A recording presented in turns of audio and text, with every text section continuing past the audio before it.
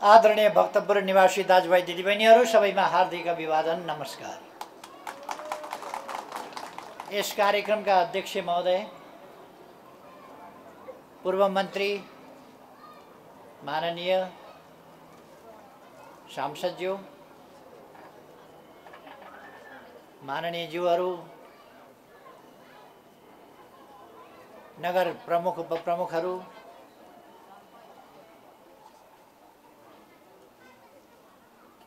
गाविस जीविस महासङ्घका अध्यक्षज्यू, अन्य जनप्रतिनिधि साथीहरू, पार्टीका नेताहरू, राष्ट्रसेवक कर्मचारी साथीहरू र यहाँ उपस्थित हुनुभएका डाक्टरहरू, नर्सहरू, चिकित्सा कर्मीहरू, अस्पताल व्यवस्थापनसँग, निर्माण कार्यसँग, सबै कुरासँग जोडिनुभएका तमाम दाजुभाइ दिदीबहिनीहरू, आज 72औं प्रजातन्त्र दिवस। गतिलो सरकार बने पनि फेरि गतिलो सरकार बन्न सक्छ, किनभने हामीले लोकतान्त्रिक प्रणाली ल्याएका छौँ।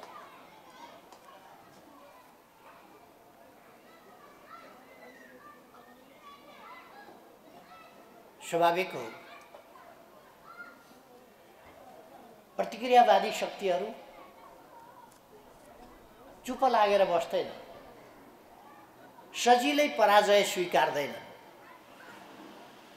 तिनीहरूले षड्यन्त्र, टिकडम, जालझेल गरिरहन्छ। तर तिनीहरूले सत्ता प्राप्त गरे पनि काम गर्न सक्दैन, राम्रो गर्न सक्दैन, नराम्रो मात्रै गर्छन्। त्यसकारण ती लोकप्रिय हुन सक्दैन। नेकपा एमालेको सरकार ढाले, त्यो सरकारले राम्रा काम गर्यो। यदि सरकार ढालेन भने हामी फेरि फर्केर आउन सक्दैनौँ भन्ने त्रासले उनीहरूले सरकार ढाले। त्यस इखले उनीहरूले त राम्रो काम गर्नु पर्थ्यो नि, राम्रो काम गर्न सकेन। अहिले कस्तो भएको छ, धुरीमा गिद्ध बस्यो भने अशुभ मानिन्छ, एउटै गिद्ध बस्दा पनि अशुभ मानिन्छ। 5-5वटा गिद्ध धुरीमा बस्यो भने के होला? देशको हालत त्यस्तै भएको छ। अघि नै भन्नु नि, 1400 बाटा काटे, 1200 बाटा काटे, 12 करोड बजेट काटे। थप्ने त गर्नै सक्दैनन् त यिनीहरू, काट्ने नै मात्रै हो। बजेट काट्ने, बाटा काट्ने, अस्पताल काट्ने, बनाउन नदिने। बनाउन खोज्यो भने कुनै डाक्टरले राम्रो काम गर्यो भने लखेटिहाल्ने। भक्तपुरतिर पनि त्यस्तो भएको हो।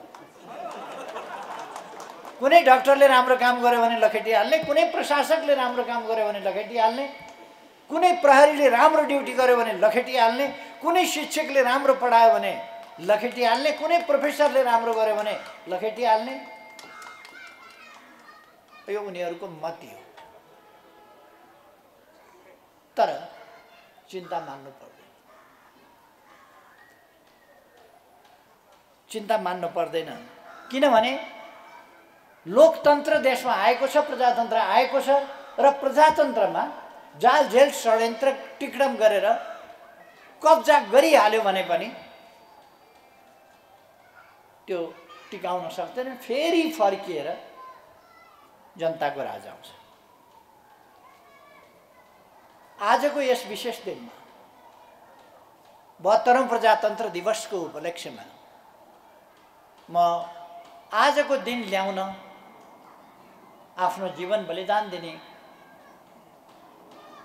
ज्ञात अज्ञात तमाम शहीदहरू, त्यसमध्ये हामीलाई ज्ञात भनेका वीर बाँकादेखि लिएर लखन थापादेखि लिएर 97 सालका शहीदहरूदेखि लिएर विद्रोहको झण्डा बोकेर जल समाधि लिने योगमाया र उहाँको समूहदेखि लिएर 7 साल। त्यसपछि 29 सालमा झापामा जेलबाट निकालेर मारिएका शहीदहरू, नखुमा जेलबाट निकालिएर मारिएका शहीदहरू, गोलघरबाट 2035 सालमा माघ 25 गते निकालेर लगेर गोली हानिकन मारिएका शहीदहरू लगायत तमाम शहीदहरूप्रति हार्दिक एवं भावपूर्ण श्रद्धाञ्जली अर्पण गर्न चाहन्छु। यस विशेष दिनमा हामी उहाँहरूबाट प्रेरणा प्राप्त गर्छौँ। उहाँहरूका सपनाहरू, उहाँहरूका सपना ढाँट सपनाहरू होइनन्, जीवन दिएर उहाँहरूले के का लागि सपना देख्नु भएको थियो भन्ने कुरा उहाँहरूले आफ्नो जीवन बलिदान दिएर देखाएको निष्ठाबाट प्रमाणित हुन्छ, भनेर मात्रै प्रमाणित हुँदैन, कामबाट प्रमाणित हुन्छ। उहाँहरूले देख्नु भएको सपना सुन्दर भविष्यको थियो, देशको रक्षाको थियो, देशको विकासको थियो, देशको उपलब्धिको थियो, समृद्धिको थियो। उहाँहरूले देख्नु भएको सपना सर्वे भवन्तु सुखिनः सर्वे सन्तु निरामयाको थियो। सबै सुखी हुन्, सबै सुखी हुनुपर्दछ, कतै गरिबी नरहोस्, त्यो थियो। आज उहाँहरूका सपना साकार पार्नका लागि हामीले समृद्ध नेपाल, सुखी नेपालीको राष्ट्रिय आकांक्षा त्यसलाई सूत्रबद्ध गरेका छौँ। नेपाली के चाहन्छन्? नेपालको राष्ट्रिय आकांक्षा, नेपालको साझा आकांक्षा, सबै नेपालीले चाहेको कुरा के हो भन्दा नेपाल समृद्ध होस्, विकसित होस्, सामाजिक न्याय र समानता सहितको समृद्धि होस् र नेपाली जनता शान्तिपूर्ण भयरहित वातावरणमा सम्मानपूर्ण ढङ्गले सुविधा सम्पन्न जीवन सुखपूर्वक बाँच्न पाऊ। अभाव के हो, दरिद्रता के हो, भोकमरी के हो नहोस्। यहाँहरूलाई थाहा छ, पहिलोपल्ट 72 सालमा सरकारमा जाने बित्तिकै मैले घोषणा गरेँ, नेपालमा कोही भोकै पर्दैन, कोही भोकले मर्दैन। सरकारको नीति मैले त्यति बेरै घोषणा गरेँ, कोही भोकै पर्दैन, कोही भोकले मर्दैन। किनभने यो नेपाल, किनभने त्यति बेला मैले घोषणा गर्दा नेपाली जनताको सरकार थियो। जाडोले कठाङ्ग्रिएर कोही मर्नु परेन। हामीले एउटा नियम नै चलायौँ, मङ्सिरमा तराईमा कम्बल बाँडिसक्ने, पहाडमा ज्याकेट बाँडिसक्ने गरिबहरूका लागि। यसपल्ट मङ्सिर आयो कि पुस आयो कि माघ आयो कि मान्छे जाडाले कठाङ्ग्रिए कि मतलबै छैन नि। 5 जना कोठामा भेला भएका छन्, गार गुरगुर, गार गुरगुर, गार गुरगुर, गार गुरगुर। एउटा ग्यार गर्छ, अर्को मर गर्छ, अर्को जाउँ त म बालकोट जाउँ जाउँ भन्छ, अर्को जान्छौ भने जाऊ भन्छ, अर्को होइन नजाऊ नजाऊ भन्छ, अर्को जुरुक्क उठ्छ, अर्काले बसाउँछ फेरि ल्याएर।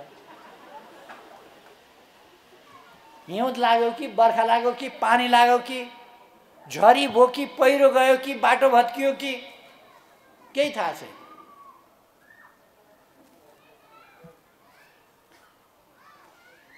अहिले सरकारसँग पैसा छैन।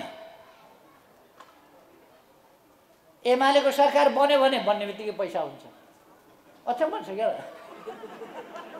एमालेको सरकार बन्यो भने चौडा 6 लेनका बाटा बनाउँछ, दन बाटा बनाउँछ, हुलाकी सडक पनि बनाउँछ, फास्ट ट्र्याक पनि बनाउँछ, एयरपोर्ट पनि बनाउँछ,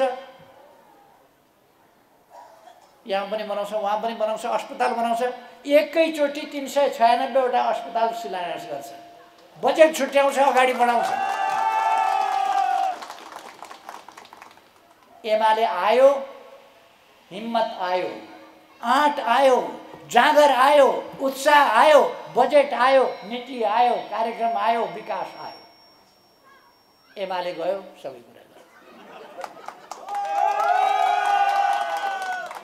त्यो हामीले देखेकै छौँ। अब हामीले 72औं प्रजातन्त्र दिवस आज मनाउँदैछौँ। हामी चर्चा गर्छौँ विकासका, हामी काम गर्छौँ विकासका,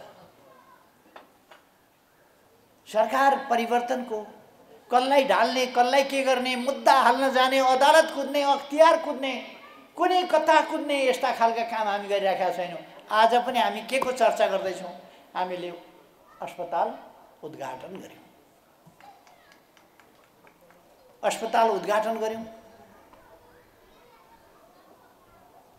आइसियु एससियु समेतका विभिन्न सुविधाहरू भएको अस्पताल, आधुनिक सुविधाहरू भएको अस्पताल, अनुभवी दक्ष योग्य चिकित्सा कर्मीहरू भएको, उत्कृष्ट ज्ञान क्षमता भएका प्राविधिकहरू भएको, प्राविधिकहरूलाई आवश्यक पर्ने उपकरणहरू भएको र सबभन्दा बढी मानिसलाई माया गर्ने अस्पतालको वातावरण, डाक्टर, नर्सेस, स्वास्थ्यकर्मी, अरू सबैको मान्छेलाई माया गर्ने, बिमारीलाई माया गर्ने र निको पार्नुपर्छ, उपचार दिनुपर्छ भन्ने भावनाले ओतप्रोत भएको, आफूबाट हुने तत्काल आफूले गर्ने, आफूबाट हुन सक्दैन भने हुन सक्ने ठाउँमा रेफर गर्ने, त्यस्तो अस्पताल, त्यसको यहाँ सुरु भएको छ। म भक्तपुरवासी सबै दाजुभाइ दिदीबहिनीहरूलाई बधाई भन्न चाहन्छु। तर यस अस्पतालले भक्तपुरको मात्रै सेवा गर्ने छैन। अस्पताल यस्तो चिज हो जहाँको अस्पतालले, जहाँको डाक्टरले जहाँ पनि सेवा गर्नुपर्ने हुनसक्छ।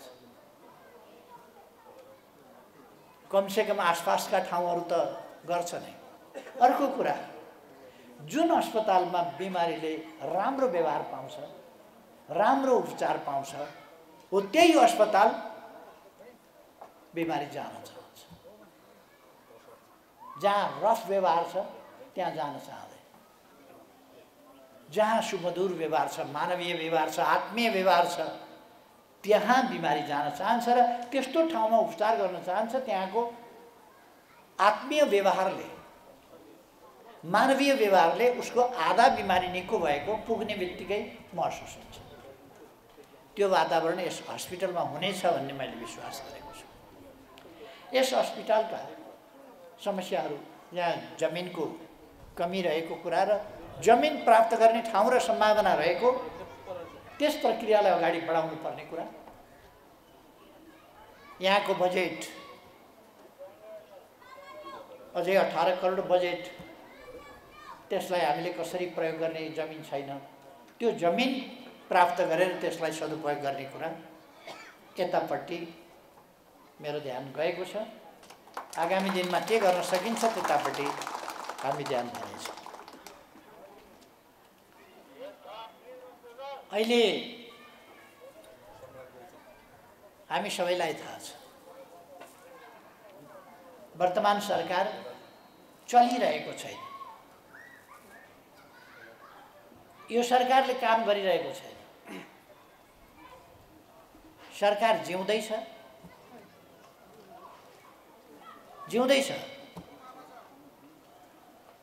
तर सरकार चटपटी पटाउँदैन, केही गर्दैन। अलिअलि चटपट त्यसले उपद्रव गर्छ केही न केही। त्यस खालको स्थिति देशमा छ। यस स्थितिलाई हामीले बदल्नु छ। फेरि पनि हामी यो गठबन्धन तोड्ने, धेरै साथीहरूले भन्ने गर्नुहुन्छ गठबन्धन तोडौँ न, यो गठबन्धन तोड्नतिर लागौँ भनेर। यस गठबन्धनले हामी सरकारमा हुँदा, प्रतिपक्षमा हुँदा यसले देश विदेशका सबै जनविरोधी, देश विरोधी शक्तिहरूलाई लिएर हाम्रा विरुद्ध कुप्रचार गरे हैरान पार्थ्यो। अहिले उसलाई कुप्रचार गर्ने पनि फुर्सद छैन। आफ्नै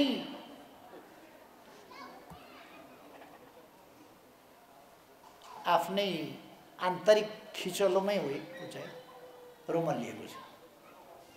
यो सरकारमा भएर लोकप्रिय भएको छ। सरकार सञ्चालन गर्ने पैसा छैन, सबैतिर बजेट कटौती गर्नु परेको छ, आयोजनाहरू कटौती गर्नु परेको छ, विकासका काम रोक्नु परेको छ, पुँजीगत खर्च भएको छैन, काम गरेका ठेकदारहरूले भुक्तानी पाउन सक्दैन, तरलताको अभाव छ। कुनै ठाउँमा नयाँ लगानी गरौँ भन्यो भने उद्यमी व्यवसायीले ब्याङ्कबाट ऋण पाउन सक्दैन।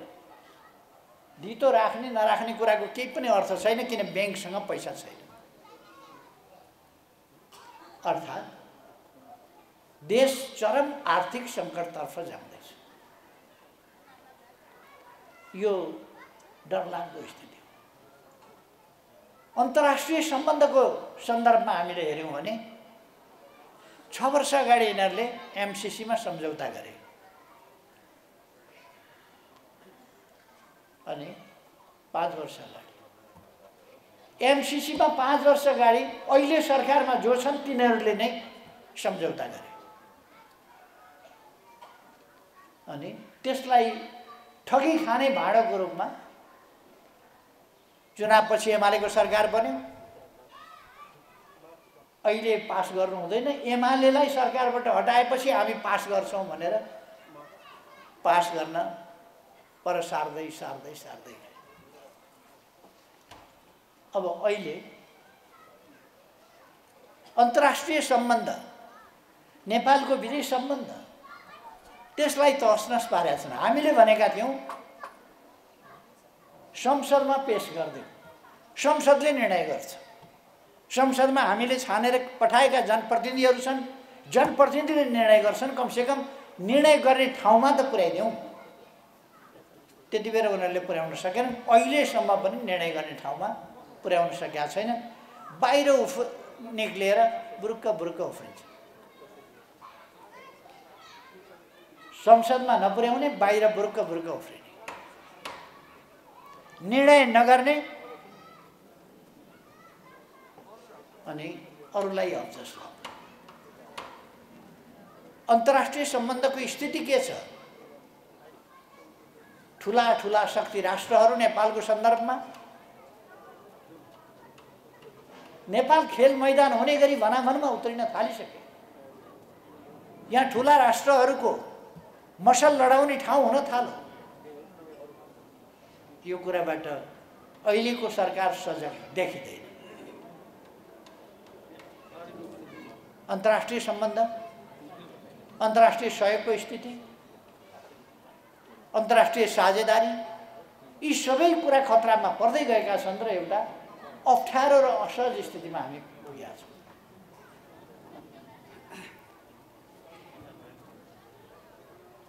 मैले देशको अर्थतन्त्रको स्थिति भने, विदेश सम्बन्धको स्थिति भने, आन्तरिक परिचालन के छ? यसलाई मुद्दा लाउने, उसलाई मुद्दा लाउने, उसलाई मुद्दा लाउने। गठबन्धनवालाहरूले अस्तिका दिन म समेत कतिजनाको विरुद्धमा एउटा कागज लिएर पुगेका थिए अख्तियारमा भन्ने सुने। कुख्यात भ्रष्टाचारीहरूको सरकार छ, दुनियाँलाई थाहा छ। त्यस्तो सरकारका, त्यस्तो गठबन्धनका मान्छेहरू मेरा विरुद्ध उजुर लिएर हिँड्ने भ्रष्टाचारी, जसले आफ्नै घर सङ्घ संस्थालाई दान गरेर भाडा मात्रै तिर्नु पर्दैन, बाँचिन्जेल बस्न पाएको छ। त्यो शर्तमा सङ्घ संस्थालाई दान गरेको छ, उसले भ्रष्टाचार गर्यो। घर बनाउन भ्रष्टाचार गर्यो भने भएको घर दान गरिदिएको छ। अनि के का लागि भ्रष्टाचार गर्छ? अर्को, मलाई मूर्खहरू भ्रष्टाचार गर्छ। वास्तवमा भ्रष्टाचारीहरू भनेका मूर्खहरू। भ्रष्टाचार गरेपछि तिनलाई पहिलो समस्या पर्छ पैसा कहाँ लुकाउने।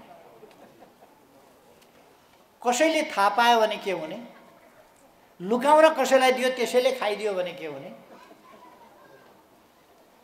अनि तिनलाई निन्द्रा लाग्न छोड्छ, भात रुच्न छोड्छ,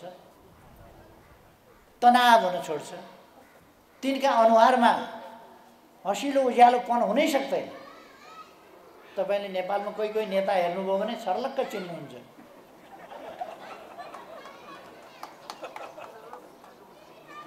तिनको अनुहारमा प्रसन्नता हुँदैन।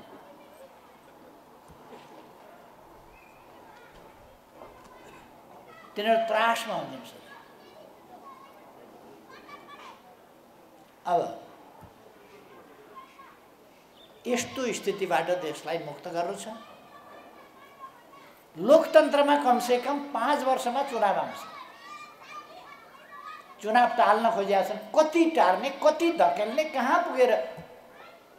महाभारतमा एउटा श्लोक छ, जस्तै पानी मुनि गए पनि कहाँ बस्ला र दुर्योधन। भीमले दुर्योधनको सम्बन्धमा भन्छन् कि पानी मुनि गए पनि कहाँ बस्ला र। म यिनीहरूलाई भन्न चाहन्छु, जस्तै पानी मुनि गए पनि कहाँ बस्ला यो गठबन्धन। यो गठबन्धन कहाँ बस्न पाउँछ? पानी मुनिबाट निकालेर भए पनि यसलाई ठेगान लगाइन्छ।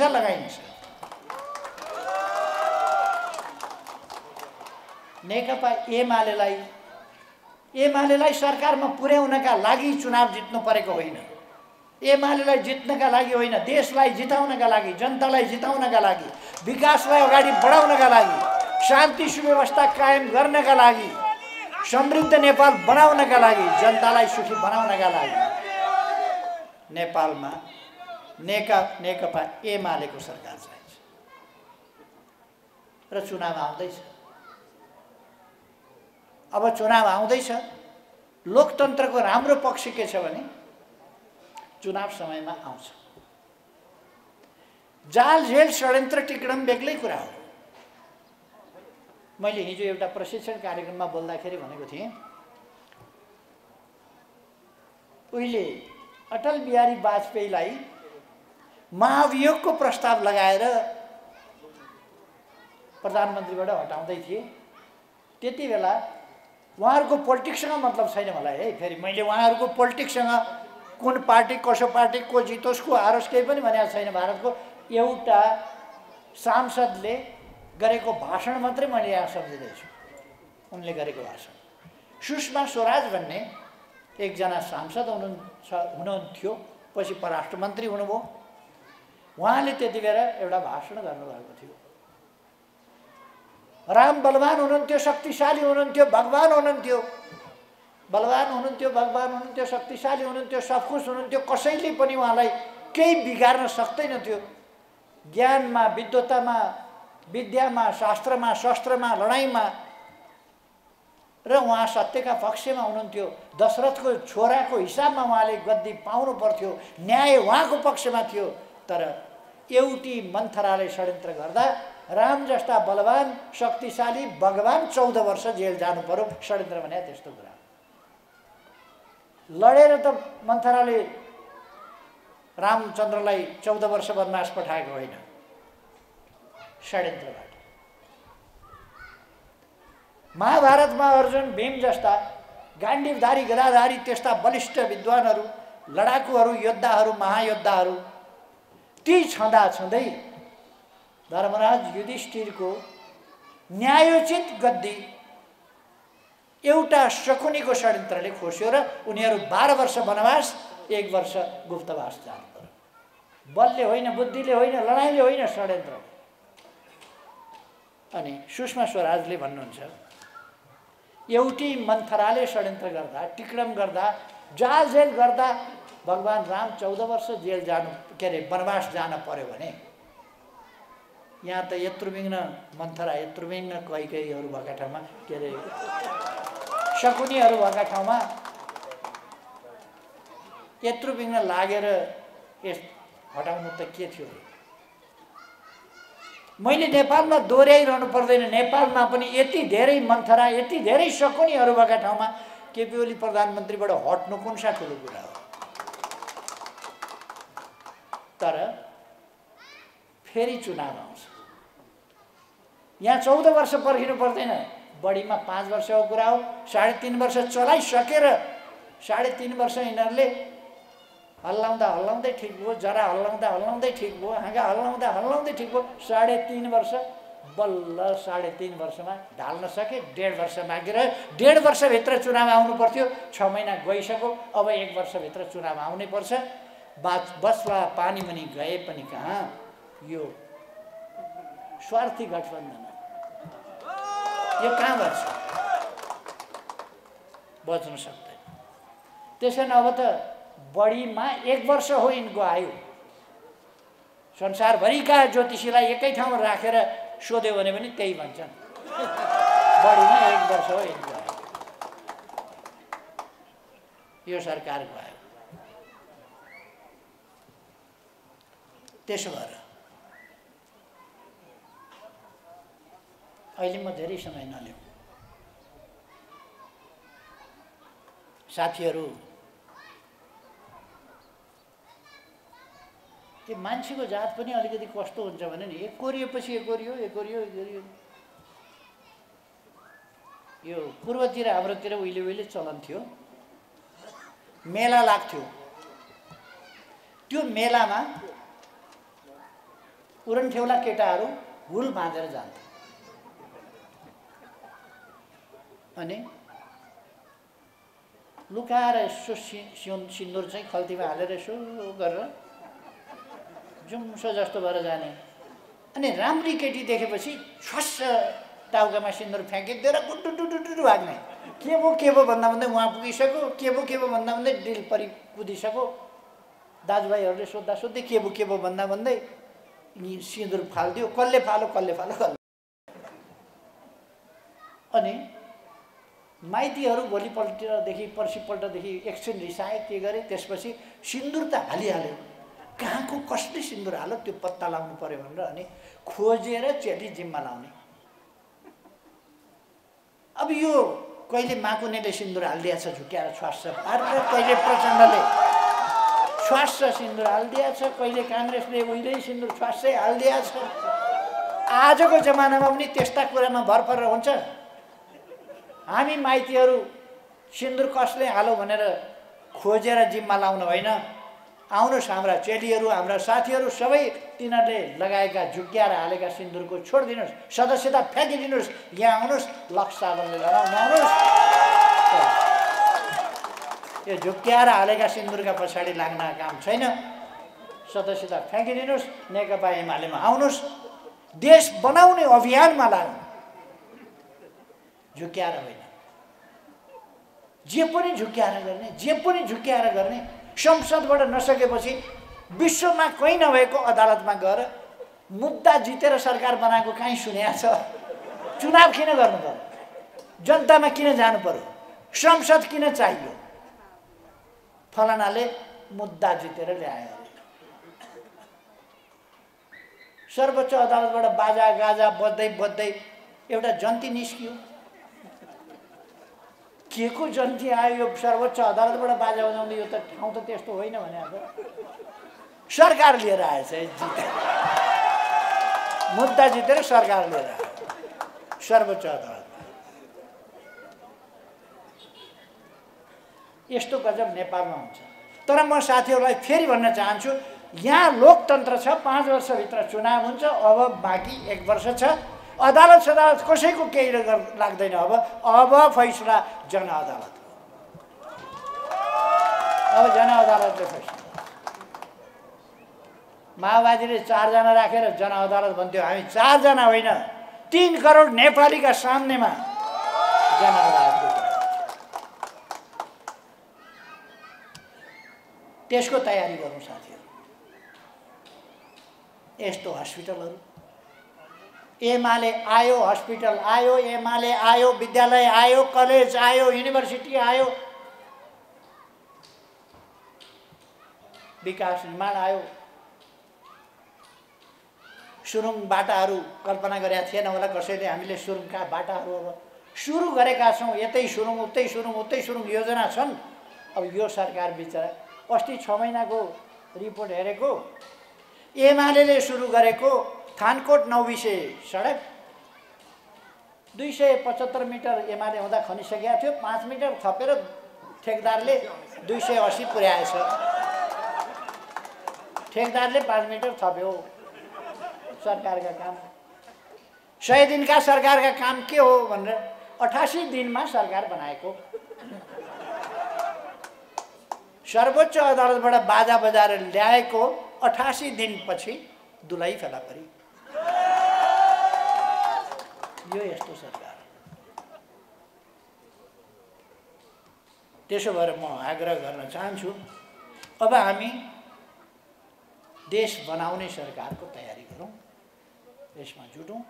अरूतिर अल्मलिएका साथीहरूलाई नअल्मलिन एमालेमा आउन म आग्रह गर्न चाहन्छु। शिक्षक कर्मचारीहरू निष्पक्ष ढङ्गले काम गर्नुहोस्।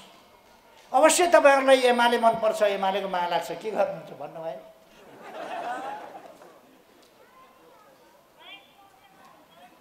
सिडिओ साहब मात्रै यसो हेरेको मात्रै देख्यो भने 2-4 दिनमा सर्भर गरिदिन सक्छ। एसपी साहबले हेरेर थाहा पायो भने साथ दिन सक्छ। फलानु डिएसपीले त सलाम गर्दा मिसिक्क हाँसेर सलाम गरेको थियो। हाँस्यो किन मिसिक्क? रुँदै सलाम गर्न मिल्छ? रुँदै त सलाम गर्न भएन, हाँसेरै गऱ्यो होला। मिसिक्क हाँसेर सलाम गरेको थियो। त्यसकारण यस्ता कुराको परवाह नगर्नुहोस्, निष्पक्ष रहेर आफ्नो कर्तव्य पालना गर्नुहोस्, शान्ति सुरक्षा कायम गर्नुहोस्।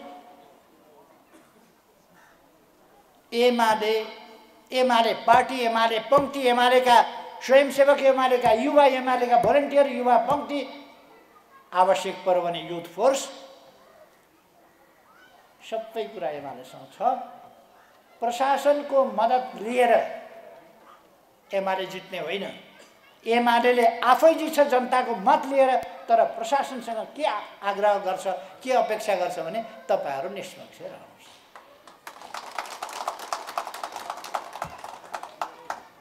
अब मैले धेरै समय नलिउँ, म साथीहरू सबैलाई धेरै धेरै धन्यवाद भन्न चाहन्छु। यो सूर्यविनायक नगरपालिकामा स्थापना भएको छ हस्पिटल, अत्यन्तै राम्रै चलोस् र यसले जनतालाई अत्यन्तै उच्च स्तरीय सेवा दिन सकोस्। जनतालाई सेवा दिएर जनताको आशीर्वाद प्राप्त गर्न सकोस्। जनताको आशीर्वाद भन्दा माथिको कुरा केही छैन। त्यो भन्दा माथिको कुरा केही छैन। त्यो हामी नै त्यसको प्रमाण छ। जनताको आशीर्वाद बाहेक हामीसँग केही पनि छैन, तर जनताको आशीर्वादले पुगेको छ। सुन्छु अरूको चुनावमा कति करोड खर्च हुन्छ अरे, के करोड खर्च हुन्छ अरे। म बिहान घरबाट खाना खाएर निस्किन्छु, अथवा खाना नखाइकन निस्कियो भने गाउँमा भोज भतेर जस्तो गरेर दिदीबहिनीहरूले, दाजुभाइहरूले खाना बनाएको हुन्छ, त्यहाँ नाचगान चढाएको हुन्छ, खाना खाएको हुन्छ। ती खाना खाइन्छ, बेलुका फेरि कार्यक्रमहरू गरेर घर फर्किन्छ। हामी मतदाता किन्दैनौँ, केही किन्दैनौँ, अनावश्यक खर्च गर्दैनौँ। जित्या पहिलोपल्ट चुनावमा मलाई पार्टीले 200 रुपियाँ दिएको थियो बसको टिकट काट्नु भनेर जानुलाई। जितेपछि आउन चाहिँ के गर्ने भन्ने कुरा बताएन। निर्वाचन क्षेत्रमा जान टिकट काट्नलाई 200 रुपियाँ दिएको थियो। 180 रुपियाँको टिकट काटेँ। मोङलिङमा एउटा साथी भेटियो, त्यसैले खाना खुवायो। फेरि 20 रुपियाँ बाँकी थियो। चुनाव सिद्धिएपछि के हो मान्यजी, यत्रो चुनाव सिद्धियो, पैसाको दमडी मान्यका हातमा देखिएन भने त्यस्तै हो। छन् त मसँग 20 रुपियाँ जति छ भने 20 रुपियाँ निकालेर 5-7 जना थियौँ, चिया खाइयो। त्यो 20 रुपियाँ पनि बच्यो, किनभने 1 रुपियाँ कप कि कसो थियो कि 50 पैसा कप थियो त्यति बेला चिया। त्यसै कारण 5-7 जना थियौँ, त्यसमा पनि त्यो पैसा बच्यो र 4-5 रुपियाँ खल्तीमै लिएर काठमाडौँ फर्किएको थियो। जनताको आशीर्वादले हामी अगाडि बढ्ने हो, जनताको साथ सहयोगले हामी अगाडि बढ्ने हो, षड्यन्त्र गरेर होइन।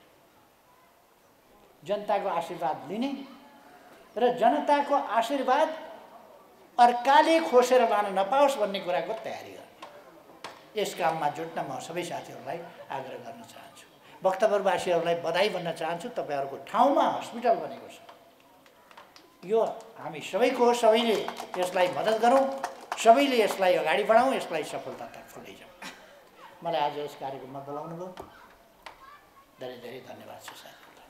धन्यवाद।